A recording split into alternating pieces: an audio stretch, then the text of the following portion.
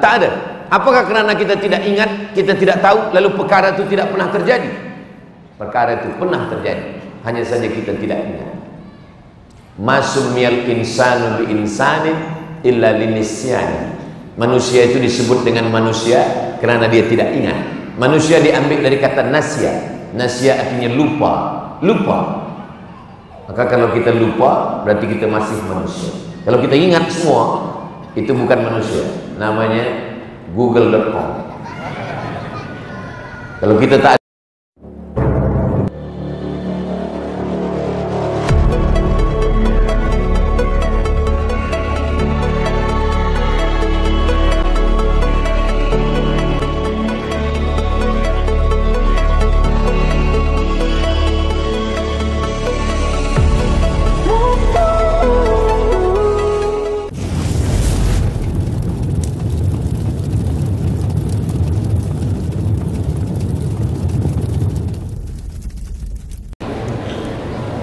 Assalamualaikum warahmatullahi wabarakatuh. Alhamdulillah. Allahumma salli ala Sayyidina Muhammad wa ala ali Sayyidina Muhammad. Allahumma allimna ma yanfa'una wanfa'na bima 'allamtana innaka antal alimul hakim. Rabbi shrah li sadri wa yassir li amri wa hlul 'uqdatam min lisani yafqahu qawli. Yang berbahagia Datuk Haji Rasidi bin Husain, Setiausaha Majelis Ugama Islam Negeri Pulau Pinang, Datuk-datuk, datin-datin, tuan-tuan, puan-puan, hadirin hadirat, semua yang berhadir ini insyaallah dimuliakan Allah Subhanahu wa taala. Amin ya rabbal alamin. Majtama'a qaumun fi baitin min buyutillah.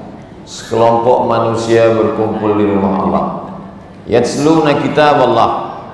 Yang dibaca adalah ayat-ayat Allah. Yatslunahu, mereka baca ayat Allah. Wa yatadarasunahu fima bainahum, mereka mengkaji isinya.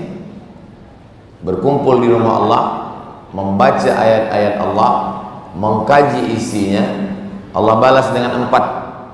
Nazalat alaihimus sakinah, turun ketenangan ke dalam hati mereka. Ghasyiyat bihimur rahmah, mereka diliputi rahmat kasih sayang Allah. Haffat bihimul malaikah, mereka dikelilingi malaikat. Wa dzakarahumullahu fiman indah, mereka dibanggakan Allah kepada para malaikat. Mudah-mudahan kita semua mendapatkan yang 4 ini insyaallah. Nazalat alaihimus sakinah, turun ketenangan ke dalam hati. Sekarang yang dicari manusia hidup ini adalah tenang. Jadi kalau nanti ada yang tak tenang hatinya, berarti dia mesti beristighfar supaya diturunkan Allah ketenangan hati. Bila ada yang sampai tertidur, itu tanda hati dia dah tenang. Wasyiyat bihimur rahmah, mereka diliputi rahmat kasih sayang Allah. Haffat bihimul malaikah, malaikat-malaikat datang mengelilingi majlis ilmu. Lalu kemudian ketika Allah menciptakan manusia, kata malaikat, ataj'alu fiha man yufsidu fiha wa yasfikud dima.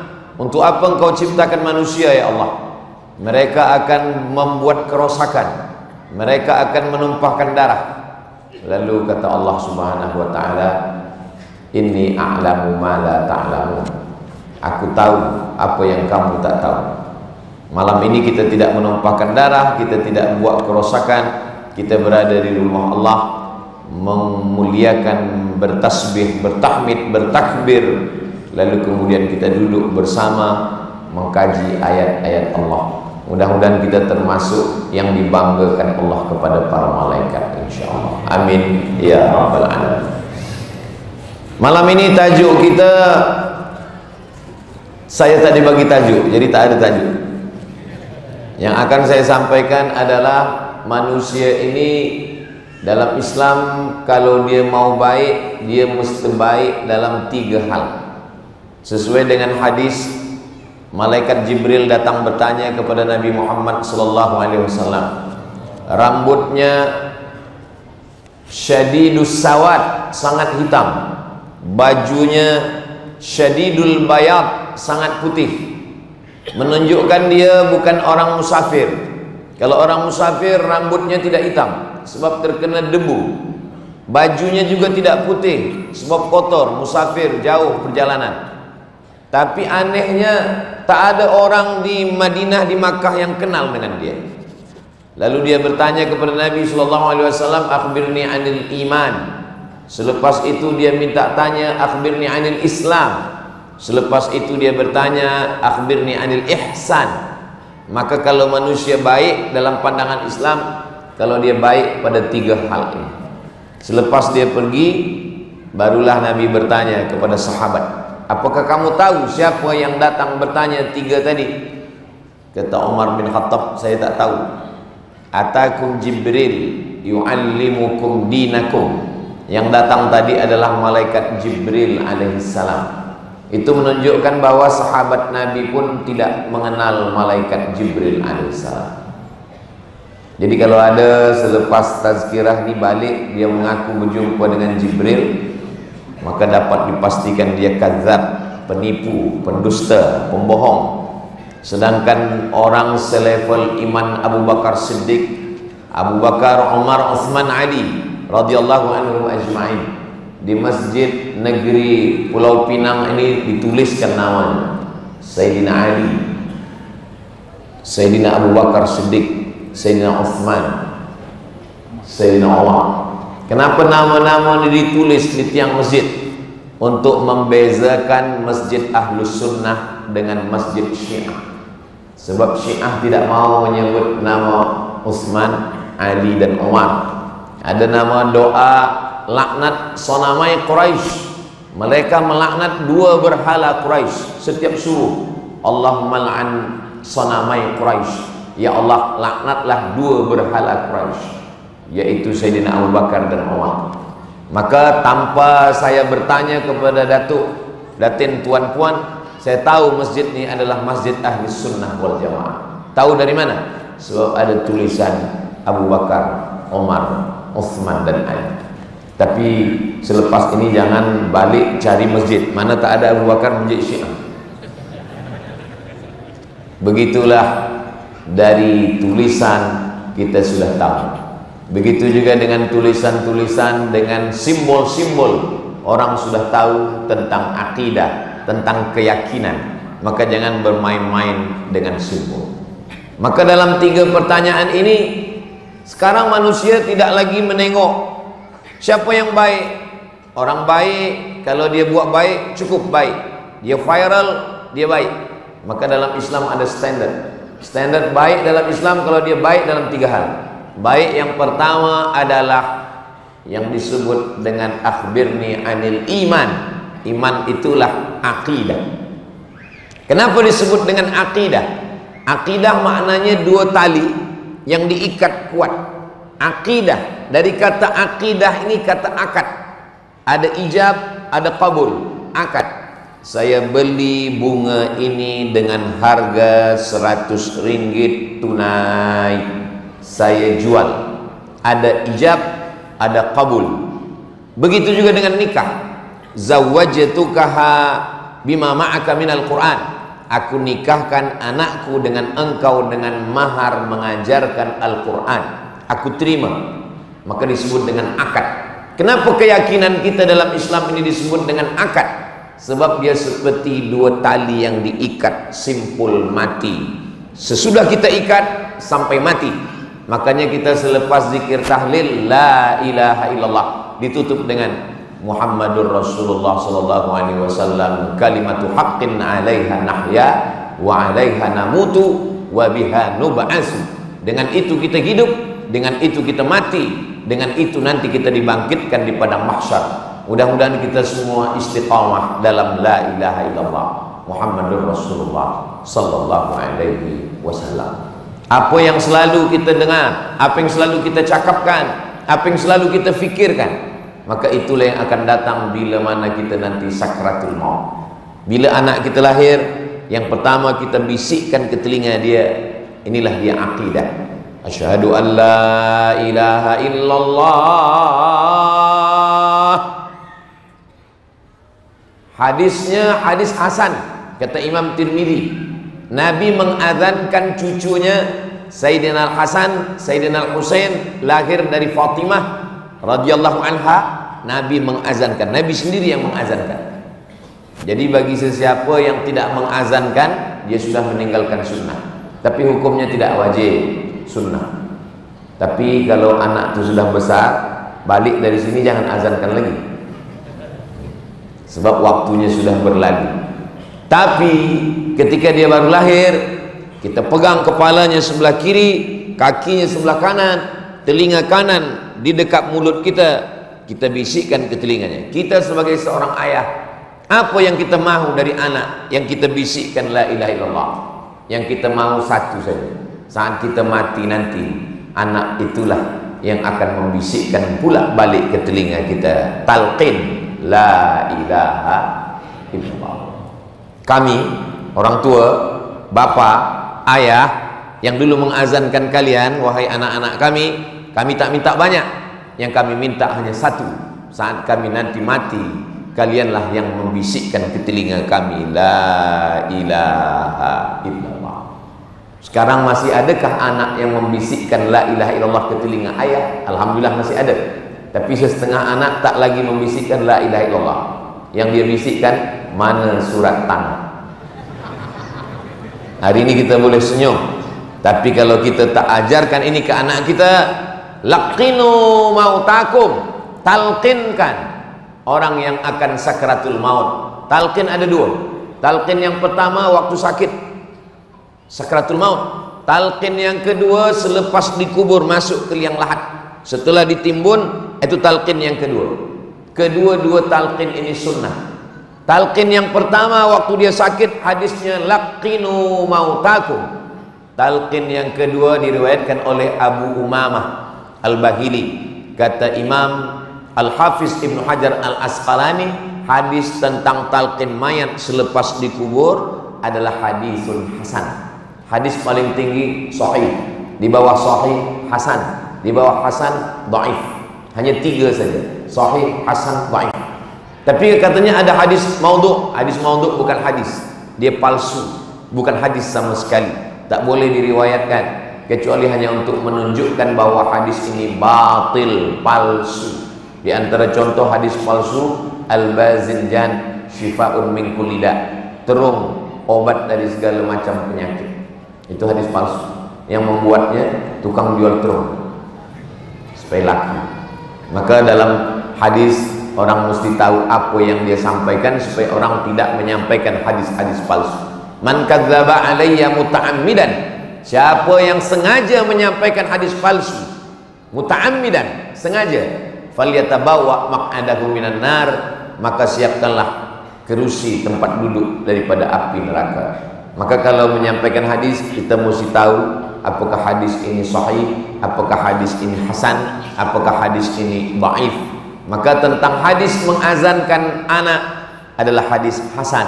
Hadis tentang mentalkinkan mayat selepas dikubur adalah hadis hasan. Maka la ilaha illallah adalah seafdal zikir, hadis sahih. Afdalul zikri la ilaha illallah. Walaupun orangnya baik, selalu menderma, cakapnya lembut, tapi kalau dia tidak mengucapkan la ilaha illallah, dalam Islam orang tak boleh diterima. Tapi bukan berarti saya mengajarkan kalau orang tidak mengucapkan la ilaha illallah berarti kita bunuh, berarti kita boleh bercakap kasar. Saya ingin menjelaskan tentang akidah umat Islam. Adapun kita berjiran, dekat rumah, satu sekolah, satu office, satu perumahan, maka dalam hal ini wala ana abidum ma'abattum wala antum abiduna ma'abud lakum dinukum waliyadin. Ini mesti jelas. Kalau dengar tazkirah Ustaz Abdul Somad, dengar dari awal sampai akhir. Jangan tonton yang 1 menit yang sudah dipotong yang ada di TikTok. Dengar secara full. Sebab saya sampaikan bahwa tentang akidah keyakinan kita, adapun kita berkawan, bersahabat, la yanhakumullahu 'anil ladzina lam yuqatilukum fid din. kalau orang yang berbeza agama dengan kamu, yang tidak seakidah dengan kamu, lam yuqatilukum fid din, mereka tidak memerangi kamu. Walam yukhrijukum min diyarikum, mereka tidak menghalau kamu. Mereka tidak memerangi kamu, tidak membunuh kamu, tidak menghalau kamu dari kampung halaman kamu. Antabarruhum, balas dua. Antabarruhum, buat baik pada mereka. Wa taqsitu ilaihim, bersikap adil kepada mereka. Begitulah cantiknya susunan. Kalau mereka tidak menghalau kamu, mereka tidak membunuh kamu, balas dia dengan dua. Antabarruhum, buat baik pada mereka. Wa taqsitu ilaihim, bersikap adillah kepada mereka. Saya belajar di Mesir. Di Mesir itu ada agama Kristen Koptik 600. Kami menyewa rumah. Sahibul Bait yang punya rumah ini namanya Baba Yosef Hana, tak Islam. Saya selalu pergi ke rumah dia, bayar tiap-tiap bulan, bayar sewa rumah. Bila kami datang dia bayar, kami bayar, dia terima. Dia cakap Arab juga, dia sebut Allah juga, dia sebut syukran, alhamdulillah, insya Allah, masya Allah. Fasih pula dia dari kita lagi. Tapi hubungan kita setakat hubungan baik sesama manusia. Bila meninggal mati, maka dalam Islam tidak boleh mendoakan. Kita serahkan kepada Allah Subhanahu wa taala. Adapun Nabi Ibrahim alaihissalam mendoakan ayahnya Azar, apa kata Allah dalam Quran? Maka nastighfaru Ibrahim li abi, istighfar Ibrahim untuk ayahnya illa am mau'idati wa'adaha iya, itu hanya janji dia saja. Sebab dia berjanji nanti kalau ayah mati, sa'astaghfirulaka rabbi innahu kana bi hafiya, aku akan mintakan ampun kepada Allah supaya dia mengampunkan engkau. Allah sangat sayang kepada aku dan dia mengabulkan doaku. Maka sesudah berjanji kita mesti tunaikan janji. Al-wa'du dain, janji adalah hutang.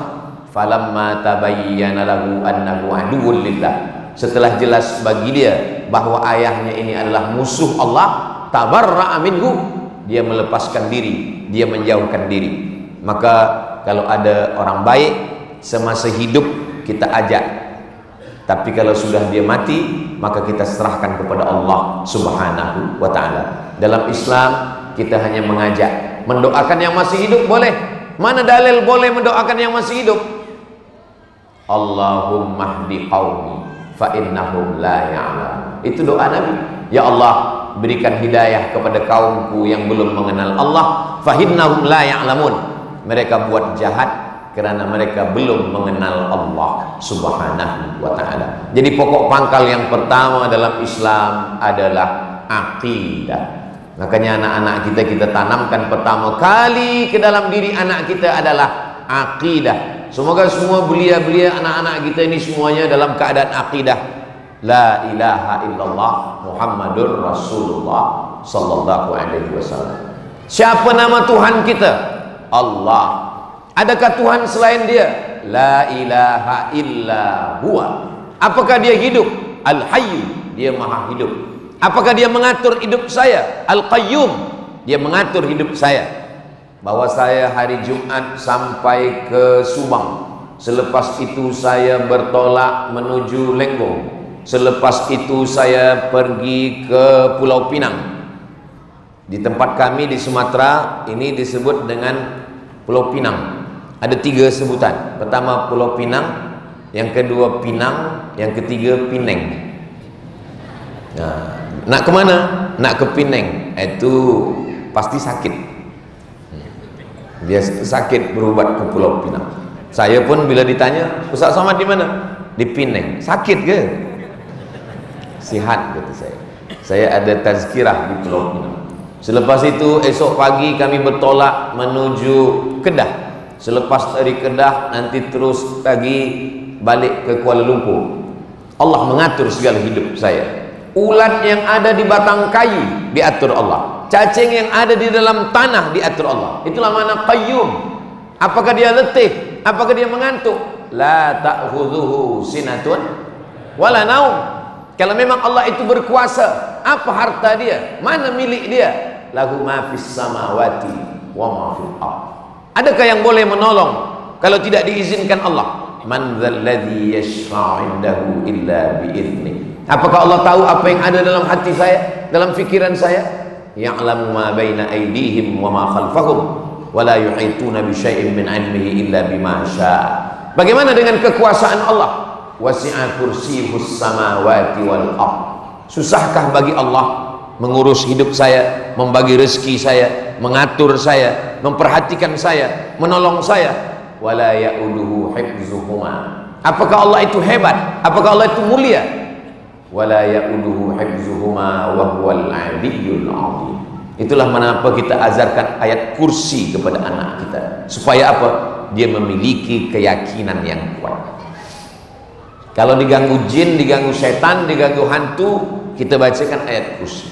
Yang jadi masalah ini yang mengganggu kawan dia.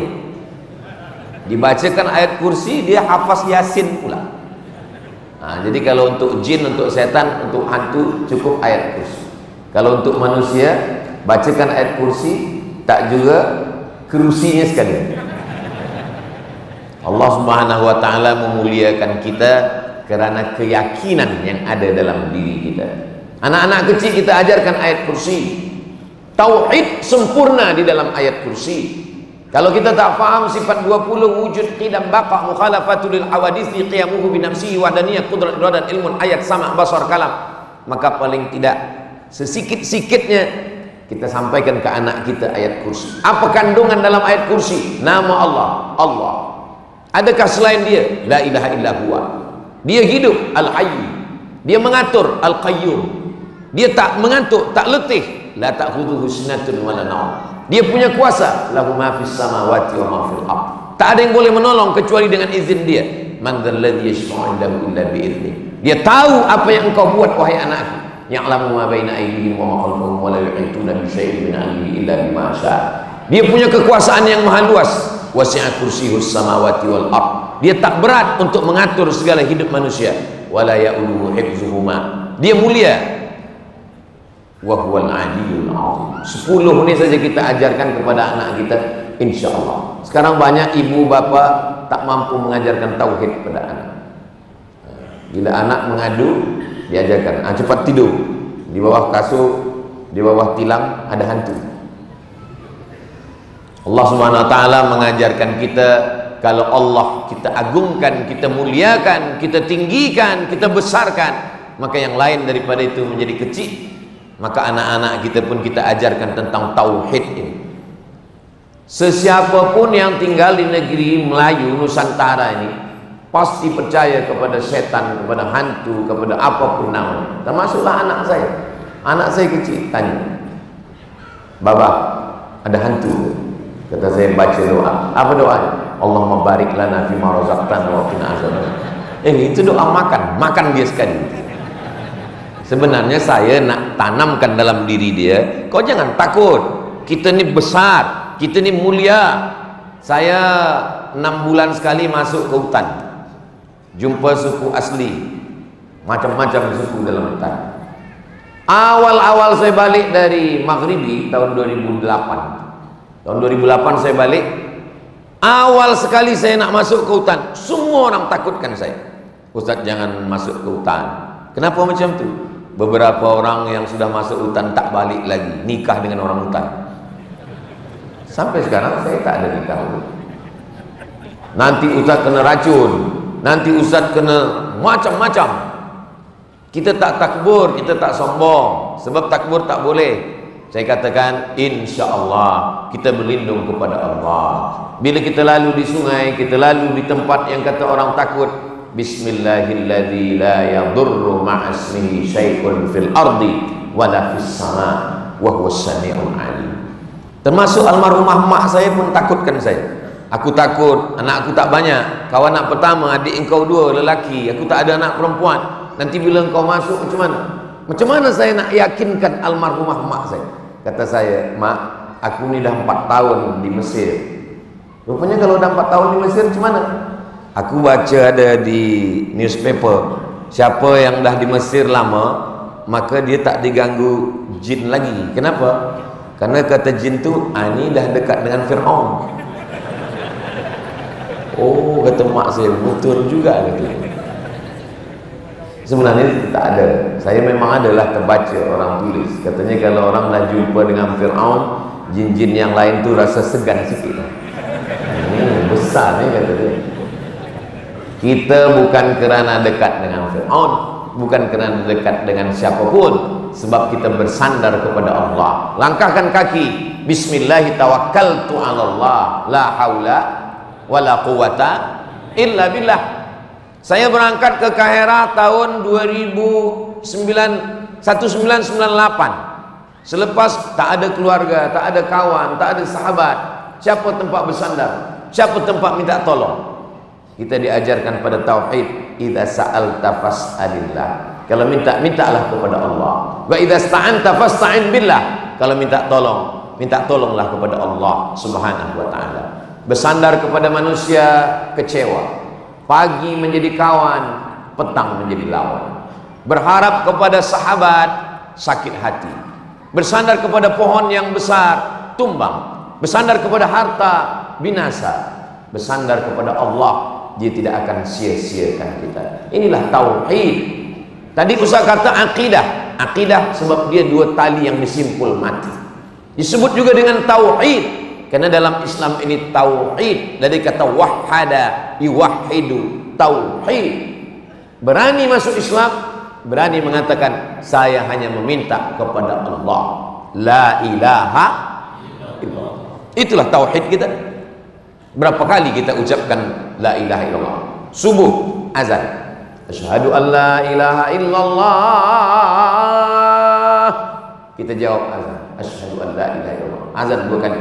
Selepas itu iqamat, Allahu akbar, Allahu akbar, asyhadu an la ilaha illallah 3 kali.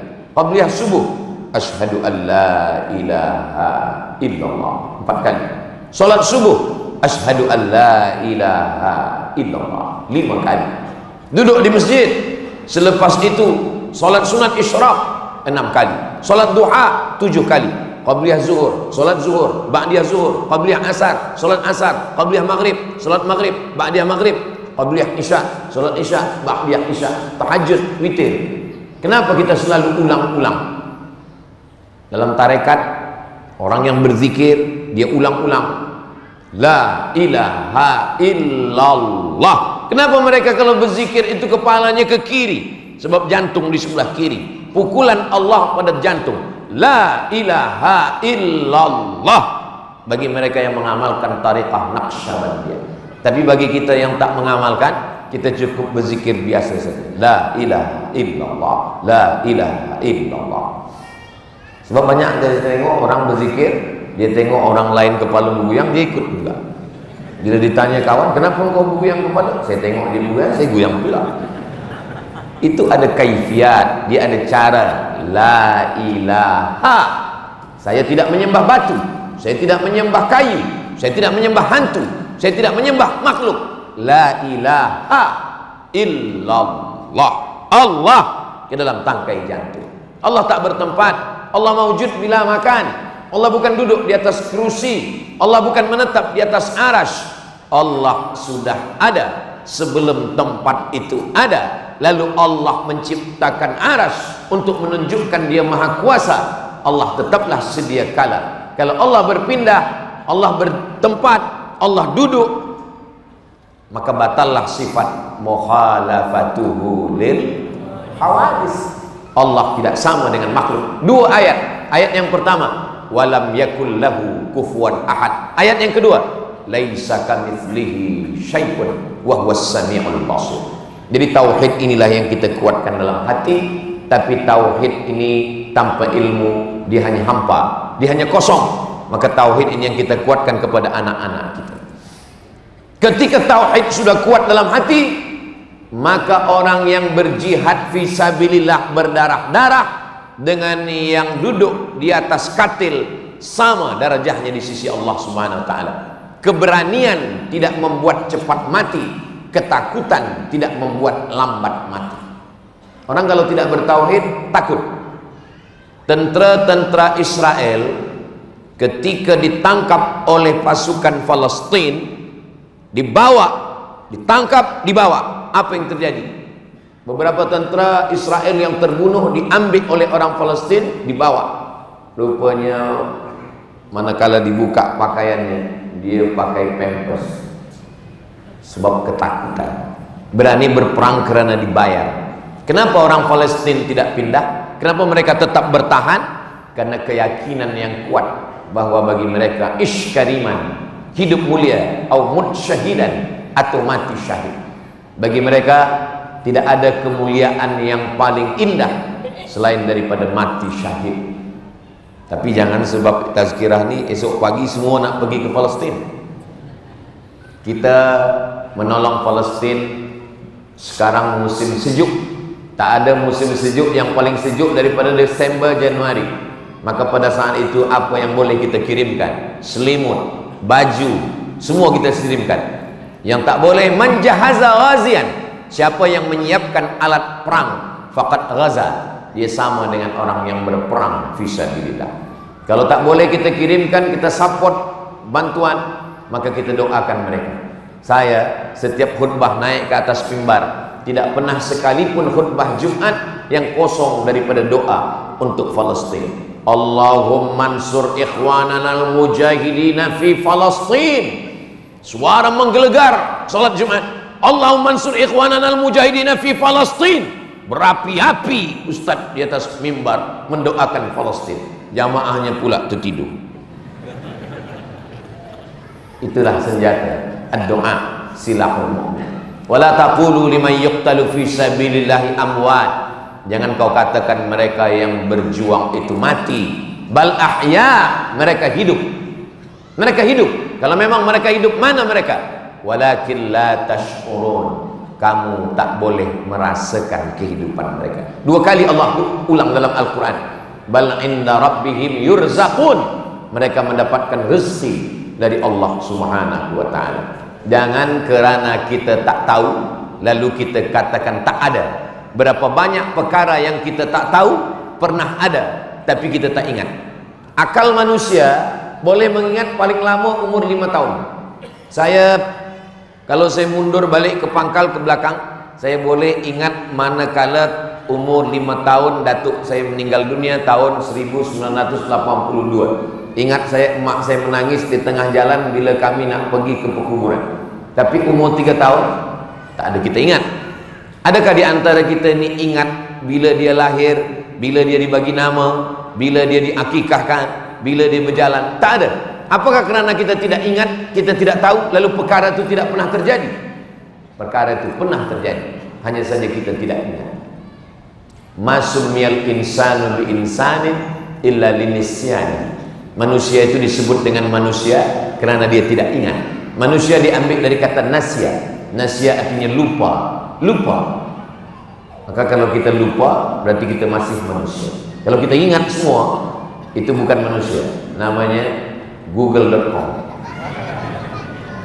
Kalau kita tak ada lupa, jangankan Tuhan yang mendengarkan tazkirah, saya yang menyampaikan pun kalau disuruh ulang balik saya tak ingat apa yang saya sampaikan. Tapi alhamdulillah Allah ciptakan satu makhluk dari Jepun, dari Korea, dari Amerika, dari Europe yang melahirkan teknologi yang boleh merekodkan apa yang saya cakapkan ini. Jadi nanti tuan-puan kalau tak boleh menyampaikan ini kepada anak, kepada kawan, kepada sahabat yang tak datang malam ini, dia boleh ulang balik yang saya sampaikan ini melalui recording yang akan diupload di channel Ustaz Abdul Somad Official. Jangan lupa subscribe, like, share, and comment. Apa maknanya? Bahwa Allah tahu kita lupa, kita tak ingat. Kalau lupa biasa, sebab memang asal manusia ini lupa. Tapi ada yang lebih parah lagi. Lupa nama, lupa anak, lupa bini, lupa kampung. Itu bukan manusia, itu namanya amnesia. Nah, jadi puan-puan kalau ada lelaki lupa, itu na'udzubillah. Karena manusia ini lupa, dia diingatkan balik. Ingat, mengingatkan itu bahasa Arabnya tazkirah. Hadhihi tazkirah. Ini ingat, mengingatkan balik. Faman syaa dzakara. Bagi siapa yang mau mengingat-ingat, mengulang-ulang, menguatkan, memorize dia tentang dia datang dari mana, dia nak ke mana, apa yang dia akan dia bawa menghadap Allah Subhanahu wa ta'ala. Maka telunjuk diangkat ketika pada lafaz asyhadu an la ilaha illallah. Mazhab Syafi'i. Asyhadu an la ilaha, pada lafaz Allah, asyhadu an la ilaha illallah. Kenapa? Untuk menguatkan hati yang ada di dalam. Mata kuat dengan menengok telunjuk, telunjuk terangkat menguatkan hati. Hati ada peduli, ada kesedaran. Sedar itulah yang disebut dengan khusyuk. Maka pada saat dari awal kita bertasyahud, at-tahiyatul mubarakatus salawatut thayyibatu lillah, balikkan semuanya kepada Allah. Selepas itu baru kita connect kepada Nabi Muhammad. Assalamu alayka ayyuhan nabiyyu wa rahmatullahi wa barakatuh. Selepas itu kepada semua malaikat-malaikat. Wassalamu alayna, baru kepada orang soleh. Wa ala ibadillahi salihin. Selepas itu kita kuatkan tauhid. Asyhadu an la ilaha illallah wa asyhadu anna muhammadan rasulullah. Apakah Nabi Muhammad itu kalau sembahyang mulutnya bergerak? Maka datanglah sahabat namanya Khabbab. Khabbab ini sahabat Nabi, berperang dengan Nabi, sembahyang dengan Nabi, hidup dengan Nabi, sahabat Nabi. Tabi'in tak jumpa dengan Nabi. Kalau jumpa dengan Nabi namanya sahabat. Tak jumpa dengan Nabi tapi jumpa dengan sahabat namanya tabi'in. Tabi'in datang bertanya kepada Khabbab, ya Khabbab, ya, apakah Nabi itu kalau sembahyang mulutnya bergerak? Kata Khabbab, ya. Dari mana kamu tahu Nabi itu kalau sembahyang mulutnya bergerak? Kata Khabbab, bittirabi lihyati, sebab saya menengok janggut dia bergoyang. Kalau janggut dia bergoyang, itu maknanya rahang dia bergoyang, maknanya mulut dia bergoyang. At-tahiyatul mubarakatus shalawatut thayyibatun. Kenapa sekarang banyak orang mulutnya diam, tak tahu entah apa yang dicakapkan, dia nak cepat sih. Maka kita sembahyang ini ada khusyuk, ada sedar apa yang kita cakapkan, apa yang sedang kita dengar. Paling tidak 3, mulut membaca, fikiran fokus, hati connect antara mulut dengan hati. Ketika mulut berkata at-tahiyatul mubarakatus salawatut thayyibatu lillah, sama dengan di mulut dengan di hati. Lain di mulut, lain di hati, tak betul. Assalamu alayka ayyuhan nabiyyu wa rahmatullahi wa barakatuh. Begitulah kita menjaga tauhid kita. Subuh, zuhur, asar, maghrib, isya, tahajud, witir, duha, qabliyah, ba'diyah, sampai pada akhirnya ketika kita mata terpejam, kalimat yang paling ringan adalah kalimat la ilaha illallah. Orang yang paling berat adalah saat mati sakratul maut. Karena saat mati sakratul maut berat. Dari mana Ustaz tahu? Bukan ada orang yang sakratul maut itu hidup balik bercerita. Nabi waktu Isra Mi'raj berjumpa dengan orang yang sudah mati ribuan tahun. Ditanya Nabi, macam mana kamu melalui sakratul maut? Kata mereka, macam kambing dikuliti hidup-hidup, macam mata kail pancing ditarik dari kulit yang basah, macam tebasan pedang diulang beratus kali di tempat yang sama. Itulah mengapa kita selalu dalam doa selamat, Allahumma hawwin alaina fi sakaratil maut. Apa yang meringankan sakratul maut? Zikir. Apa zikir yang paling afdal? Subhanallah zikir, alhamdulillah zikir, la haula wala quwata illa billah zikir. Tapi kata Nabi, afdalul zikri, zikir yang paling afdal adalah la ilaha illallah. Orang kalau dia selalu berzikir, sembahyang tak tinggal, insya Allah mudah membisikkan ke telinga la ilaha illallah. Bila saya cakapkan la ilaha illallah ini, esok subuh pukul 4.45, pukul 4.50, pukul 5, sekitar itulah, pukul 4.40, 4.45, pukul 5.05. Bila esok subuh suami tak juga bangkit nak sembahyang subuh, puan-puan cubalah bisikkan la ilaha illallah ke telinga suami, la ilaha illallah. InsyaAllah dia bangkit. Kalau tak percaya cuba esok pagi. Banyak orang takut cerita tentang mati. Cuba kita latih-latih sikit macam mana sakratul maut. Yang paling berat waktu sakratul maut, tapi kalimat yang paling ringan adalah kalimat la ilaha illallah. Kalau menyebut nama saya Abdus Somad, itu mulut bibir mesti bergerak. Apalagi kalau lengkap sempurna macam yang ditulis di sini. Abdul Somad Batu Barau, susah.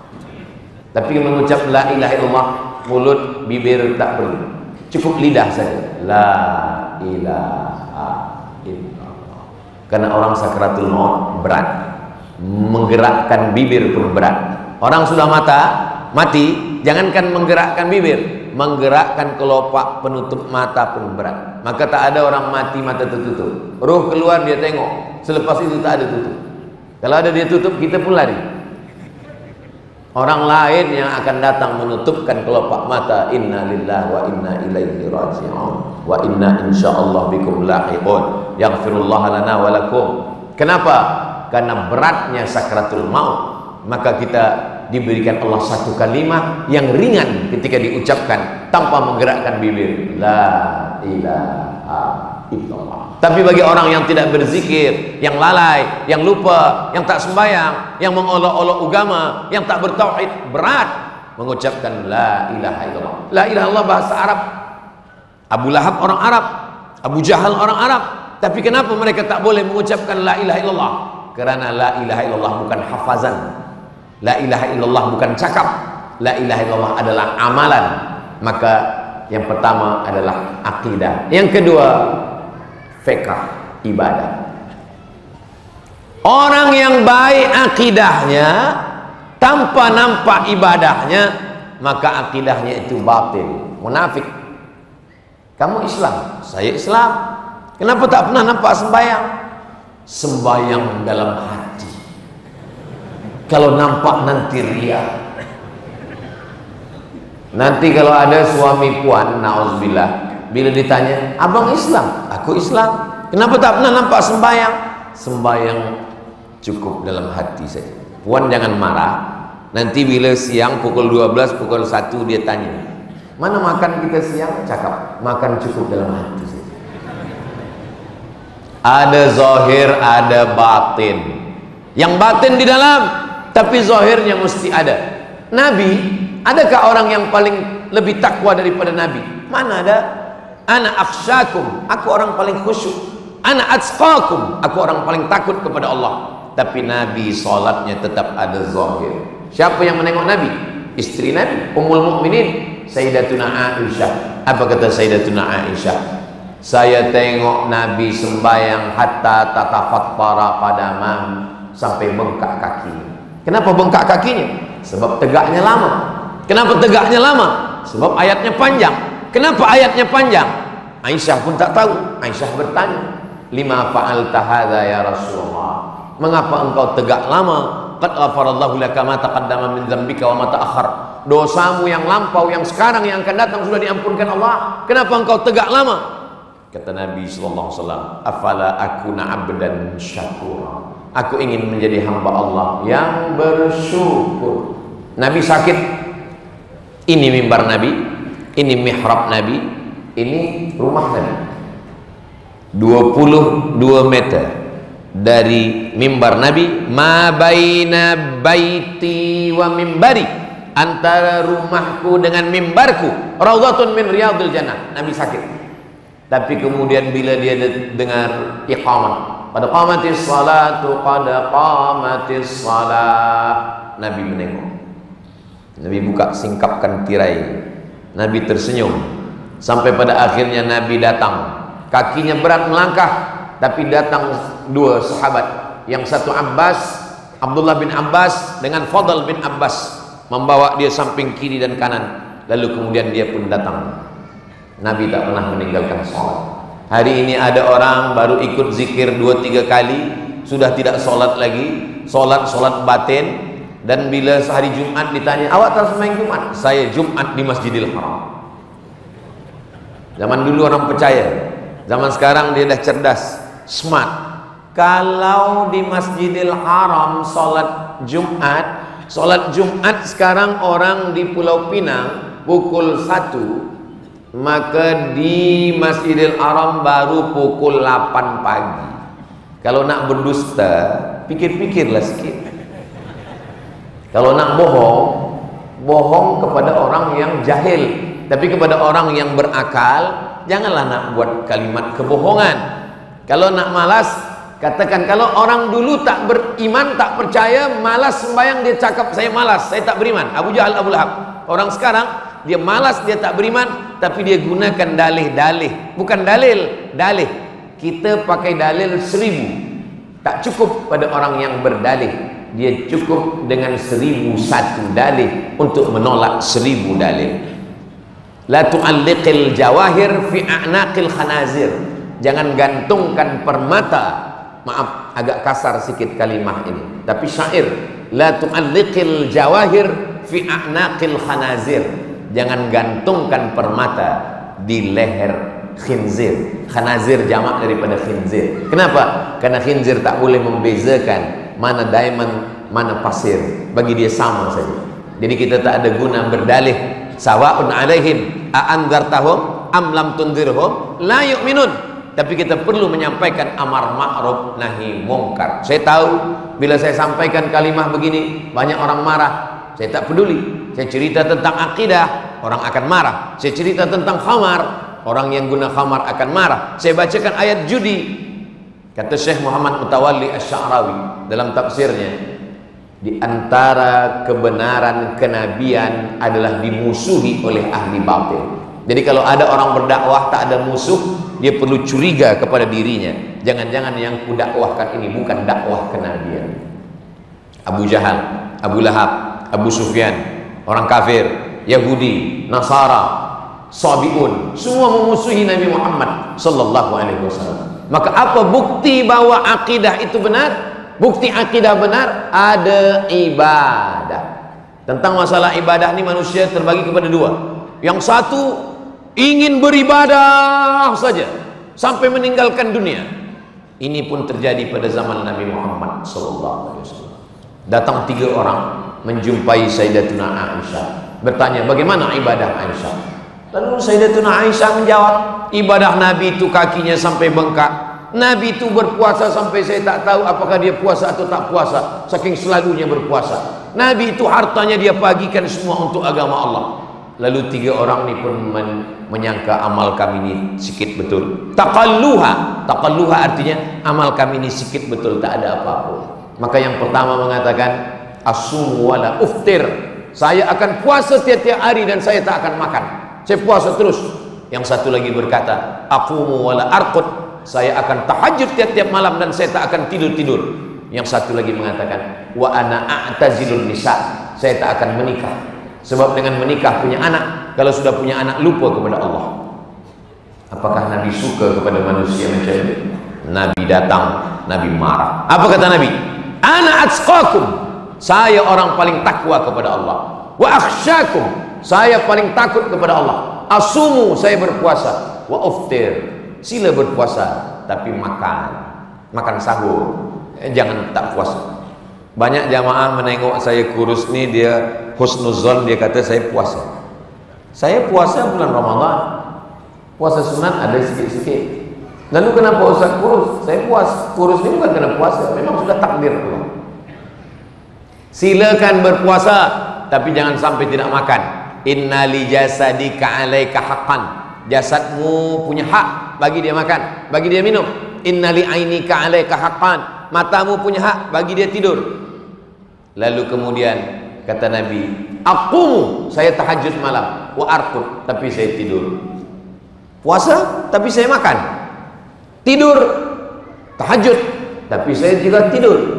Wa ana atazawwajun nisa, dan saya menikah. Faman raghiba an sunnati falaysa minni, siapa yang meninggalkan sunnahku maka dia bukan umatku. Jadi para pemuda, para belia ni, saya tengok malam ni Masya Allah ramai sekali pemuda-pemuda belia-belia kita. Jangan sampai kalian tak menikah, sebab bila kalian tak menikah, yang tua-tua pula bersemangat menikah.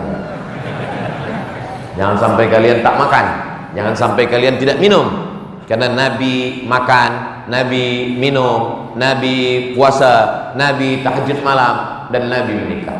Fankihu ma tabalakum minan nisa, nikahilah perempuan yang baik-baik. Masna 2, wa thulatha 3, wa ruba 4. Fa in khiftum alla ta'dilu, kalau kamu takut, fawahidatan, maka cukup satu saja. Kenapa? Karena man istata'a minkumul ba'ah, bagi sesiapa yang sudah ada mampu untuk menikah, falyatazawwaj, menikahlah. Karena dengan menikah itu fa innahu aghaddu lil basar, menjaga pandangan mata, wa ahsanu lil farj, menjaga kemaluan. Faman lam yastati, siapa yang belum sanggup berpuasa, fa alaihi bis-shaum, hendaklah dia banyak puasa. Siapa yang belum sanggup untuk menikah, hendaklah dia banyak puasa, karena dengan puasa itu fa innahu lahu wija, itu obat. Jadi bagi pemuda, belia, student yang belum sanggup menikah, banyak puasa. Sebab dengan puasa itu kalaupun nampak perempuan, hilang cantiknya sebab lapar. Bila ada kawan bagi tahu itu ada cantik, aku dah tak nampak lagi. Yang nampak hanya semangka dengan buah-buahan. Saya tak nampak lagi perempuan. Sebab apa? Sebab badannya lemah, tenaga tak ada. Tapi selepas itu dia berbuka, Allahumma laka sumtu wa bika amantu wa ala rizqika aftartu. Karena manusia tentang masalah makanan, tentang masalah tidur, tentang masalah pakaian terbagi kepada dua. Yang satu meninggalkan makanan, meninggalkan tidur, meninggalkan perempuan, meninggalkan pernikahan. Karena bagi dia ini menghalangi dia daripada Allah. Ini bukan umat Nabi Muhammad sallallahu alaihi wasallam. Yang satu lagi pula makan. Pagi makan, siang makan, malam makan. Sampai sedang tazkirah pun makan juga. Kalau ada kebetulan saya bagi tazkirah ini dia makan, jangan pula sampai sakit hati, tersinggung dengan cakap saya. Silalah makan, tak apa. Kunci mendengar tazkirah Ustaz Abdul Somad itu satu, jangan tersinggung. Ada beberapa jamaah tersinggung, pulang meninggal. Bukan sebab tersinggung tuh, sebab ajalnya dah sampai. Kita kalau mendengar tazkirah itu kita dengarkan saja. Yang baik kita ambil, yang tak baik kita buang jauh. Kalau ustaz, tuan guru, cikgu bercakap tentang masalah khamar, tentang masalah riba, tentang masalah zina, maka dia menyampaikan itu karena ilham daripada Allah Subhanahu wa taala. Apa yang saya sampaikan ini, apa yang terpikir di pikiran saya, apa yang teringat di hati saya sampaikan. Saya tak ada niat menyindir apapun, sebab niat saya hanya tiga, supaya umat ini menjadi baik. Pertama, akidahnya baik, dan buah daripada akidah itu adalah ibadah. Salat, puasa, panjang rezeki, duit banyak diberikan Allah. Mudah-mudahan kita sampai ke Baitullah insyaallah, melaksanakan haji dan umrah. Peduli kepada jiran, kawan. La yabitu syab'anan.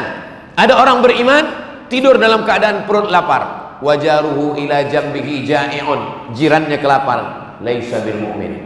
Dia bukan orang beriman. Kenapa? Tidak diakui imannya kepada Allah Subhanahu wa taala. Pertama, akidah. Kedua, ibadah. Last sekali yang ketiga, akhlak. Ada orang akidahnya baik, la ilaha illallah Muhammad Rasulullah. Ibadahnya juga baik, sembahyang tak tinggal, puasa tak tinggal, zikir tak tinggal, khatam Quran, tapi lidahnya kasar, mencaci maki, hamun, tak ada sopan santun, tak ada budi bahasa, tak ada peduli sama orang, maka dalam Islam dia tidak diakui. Allah tak ada memuji Nabi Muhammad SAW, ya Muhammad engkau salat sampai kaki engkau bengkak, tak ada. Tapi apa kata Allah memuji Nabi Muhammad?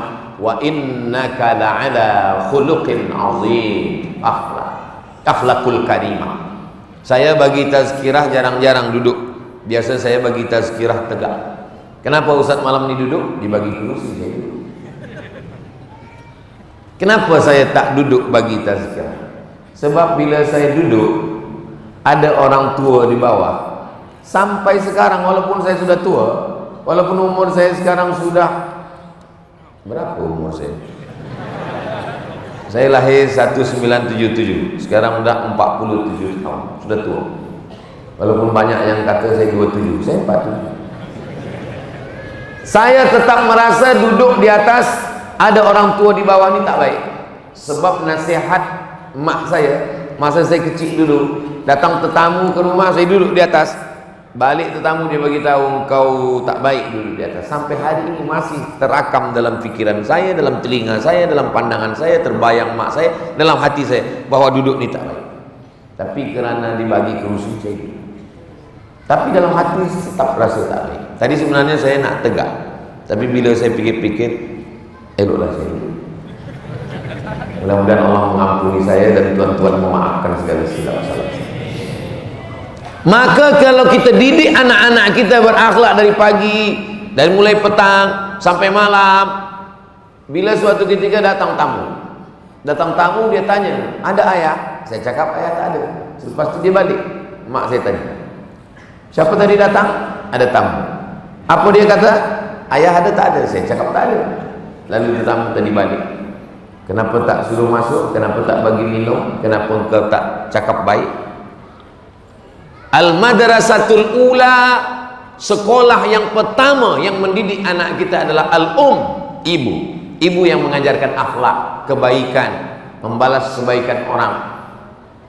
Man wajadtumuhu, siapa yang kamu dapati berbuat baik, maka kamu balaslah kebaikan dia.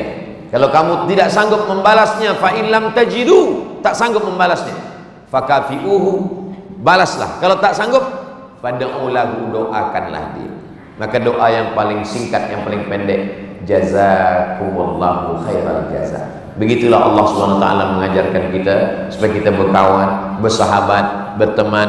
Jangankan kepada manusia, kepada haiwan sekalipun Islam mengajarkan akhlak. Ada seorang lelaki, dia tarik kambing, dia jatuhkan ke lantai, dia pijak badan kambing, lalu dia asah pisau. Menengok itu Nabi marah. Apa kata Nabi? Aturidu antumitaha mautatin, engkau mau buat kambing ini mati berkali-kali. Apa kata Nabi? Jangan asah pisau di hadapan mata kambing, asah dulu di belakang, selepas dia tajam baru potong kambing. Menakut-nakuti kambing pun tak boleh, apalagi menakut-nakuti kawan, menakut-nakuti jiran, apalagi menakuti suami. Abang kalau macam-macam. Begitulah Islam mengajarkan kita. Kalau ada orang yang mengajarkan berbuat baik kepada manusia, biasa. Tapi dalam Islam, idza qataltum fa ahsinul qitlah. Kalau membunuh, bunuh dengan baik. Tidur, datang lalat hinggap, bunuh dengan baik, pukul sekali pukul, mati. Jangan tangkap lalat, ambil kaki dia hari ini, esok ambil sayap dia. Tak boleh menyiksa. Dalam Islam, binatang pun juga hamba Allah. Idza dzabhtum fa ahsinuz dzabha, menyembelih binatang, sembelih dengan baik. Ambil pisau, potong sembelih. Tak boleh dengan kuku, tak boleh dengan tulang, tak boleh pukul dengan batu, tak boleh guna elektrik. Darah dia membeku di dalam, dia mesti dikeluarkan. Bismillahi Allahu Akbar. Putus dua urat, satu urat nafas, satu urat makan. Maka mesti belajar cara menyembelih. Bismillahi Allahu Akbar. Belum pandai cara menyembelih, pergi ke hutan, camping, ambil pisau, potong. Rupanya yang putus urat makan, urat nafas tak putus.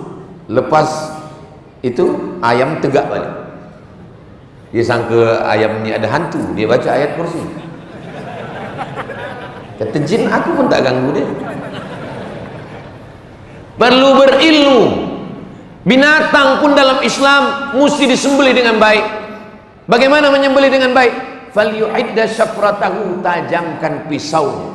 Wal yurih dzabihatahu, buat binatang itu mati dengan tenang. Ada sahabat mengambil api. Selepas itu api dia nyalakan di sarang semut, dia bakarkan ke sarang semut. Nabi marah. Apa kata Nabi? La yu'adzibu bin nar illa rabbun nar. Tak boleh membakar dengan api kecuali Rabbun Nar, Tuhan pemilik api. Yang boleh membunuh dengan api hanya Allah Subhanahu wa taala dengan api neraka jahanam. Kita tak boleh menyiksa haiwan. Begitulah akhlak Islam. Maka Islam ini datang bukan hanya rahmat bagi muslimin.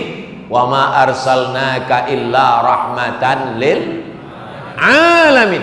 Bukan wa ma arsalnaka illa rahmatan lil muslimin. Wa ma arsalnaka illa rahmatan lil maleziyin. Wa ma arsalnaka illa rahmatan lil alamin. Semesta alam dapat rahmat. Dulu kalau berperang, bakar rumahnya, cabut kurmanya, hancurkan negerinya. Ketika Nabi Muhammad SAW datang, satajiduna rijalan fis sawami, nanti kamu akan berjumpa dengan lelaki-lelaki tua yang ada di gereja. La ta'ridu lahum, jangan ganggu mereka. La taqtulu sabiyan murdi'a, jangan bunuh budak kecil yang sedang menyusui. Wala syaikhan faniya, jangan bunuh orang tua renta yang tak berdaya. La tahdimu buyutan, jangan hancurkan rumah. La taqta'unna syajaratan, jangan potong pohon kurma. La ta'qiranna nakhlan, jangan cabut pokok kurma, jangan potong pokok kayu. Siapa yang mengajarkan ini? Sayyidina wa maulana Muhammad sallallahu alaihi wasallam. Jadi kalau ada orang hari ini mengatakan Islam ini adalah ekstrim, Islam ini adalah teroris, Islam ini adalah penjahat, dia perlu belajar lagi tentang Islam. Karen Armstrong yang menulis bagaimana kelembutan Nabi Muhammad sallallahu alaihi wasallam dalam History of Prophet Muhammad, macam mana kelembutan kebaikan dia. Dia tak Islam. Kalau ada orang Islam memuji Nabi Muhammad biasa, tapi orang yang tak Islam dia pelajari bagaimana aspek kemanusiaan.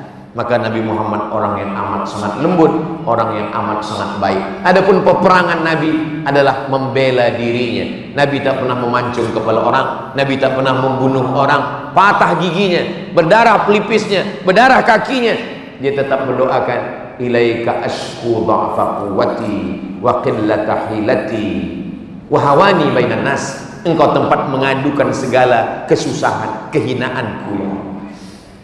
Itu kan sebelum dia berkuasa. Selepas dia berkuasa dia membunuh orang. Selepas dia berkuasa dia masuk ke kota Makkah, dia bawa 10.000 pasukan. Bukan 1.000, 10.000 pasukan. Kita ini sekarang ini 5.000. Ini yang ada di Masjid Negeri Pulau Pinang ini 5.000. Ustaz tahu dari mana? Sebelum ini saya tanya dulu, berapa isi Masjid Pulau Pinang? 5.000. Jadi pasukan Nabi itu 2 kali 10.000, lengkap dengan baju besi, dengan tombak, dengan pedang, dengan kuda, masuk ke kota Makkah. Panglima perangnya bernama Sa'ad bin Ubadah. Apa kata Sa'ad bin Ubadah? Dia cabut pedang. Hadza yaumul malhamah. Ini hari balas dendam. Dulu mereka gunting telinga Hamzah, mereka belah dada Hamzah. Hari ini pun kita akan potong telinga mereka, kita akan gunting hidung mereka, dan kita akan sobek jantung mereka. Apa kata Nabi memanggil? Ta'al ya Sa'ad. Sa'ad, mari. Apa awak cakap tadi? Hadza yaumul malhamah. Ini hari balas dendam. Kata Nabi, hadza yaumul marhamah. Ini hari berkasih sayang. Tak ada satu pun orang Makkah yang dibunuh oleh pasukan Nabi Muhammad sallallahu alaihi wasallam. Siapa penguasa orang Makkah waktu itu? Abu Sufyan. Apa kata Nabi? Man dakhala baita Abi Sufyan fahuwa amin. Siapa yang berlindung di rumah Abu Sufyan, dia amin, aman, dia tidak akan terganggu, dia tidak diganggu. Begitulah Nabi Muhammad sallallahu alaihi wasallam. Tahun 8 Hijrah Nabi masuk ke kota Makkah, 10.000 pasukan. Tidak ada satu pun yang diganggu oleh Nabi Muhammad sallallahu alaihi wasallam. Selepas itu Nabi berdiri 360 berhala-berhala dihancurkan yang ada di Ka'bah. Selepas itu bersih semuanya. Bilal naik ke atas Ka'bah mengumandangkan azan. Selepas itu Nabi berkata, ma tarawna anni fa'ilum bikum. Hai penduduk Makkah, apa yang akan aku lakukan kepada kamu sekarang? Apa kata penduduk Makkah? Akhun karim wa ibnu akhin karim. Engkau saudara kami, ayah engkau pun saudara kami. Rupanya kalau kita dah menang, semua jadi saudara. Ibnu akhin karim, engkau saudara kami. Kalau engkau tidak mau jadi saudara kami, ayah engkau saudara kami. Muhammad bin Abdullah bin Abdul Muttalib bin Hashim bin Abdi Manaf bin Qusay. Iyalah, kalau turun atas saudara kita semua. Kita ini bersaudara karena kita semua daripada Adam alaihissalam. Jadi tiga-tiga ini mesti baik. Akidahnya baik, ibadahnya baik, akhlaknya baik. Saya husnuzon, semua pemuda belia-belia kita semua ini tiga-tiganya sudah baik insyaallah. Akidahnya sudah baik, ibadahnya sudah baik, akhlaknya sudah baik. Tinggal kita jaga saja lagi. Dan yang belum tahu kita bagi tahu. Ini video boleh dipotong, diambil, diupload ulang, dibagikan kepada masyarakat sebagai wasilah dakwah kita semua. Mudah-mudahan apa yang saya sampaikan ini menjadi amal jariah bagi saya dan bagi kita semua insyaallah. Amin ya rabbal alamin.